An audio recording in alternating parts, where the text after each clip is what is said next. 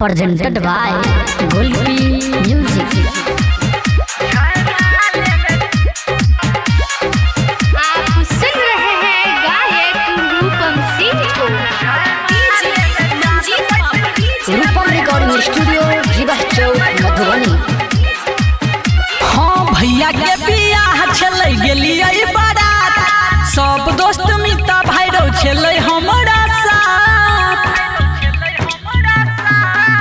हाँ भैया के बियाह छलै गेलियै बारात, सब दोस्त मिता भाइरो छलै हमरा साथ। एगो छौरी देह में सट गेलै हो, एगो छौरी देह में सट गेलै हो। जयमाले में जान पट गेलै हो, जयमाले में जान पट गेलै हो। रूपम रिकॉर्डिंग स्टूडियो जीवा चौक मधुबनी।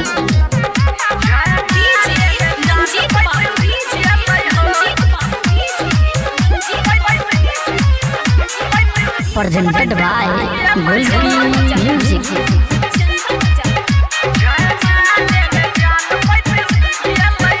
हाँ फोटो स्टेज पर खींचा के लई, देखिए के छौरी लाजा गेलै। हाँ फोटो स्टेज पर खींचा गेलै, देखिए के जाना शर्मा गेलै। मिले खातिर डेट तारीख देलकै, मांग कर रुमाल नंबर लिख देलकै। जखने कोई देखलकै हट गेलै हो, जखने कोई देखलकै हट गेलै हो।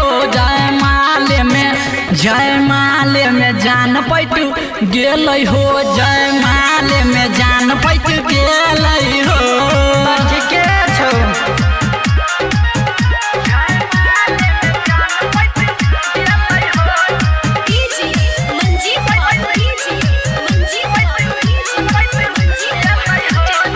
रूपम रिकॉर्डिंग स्टूडियो जीवा चौक मधुबनी।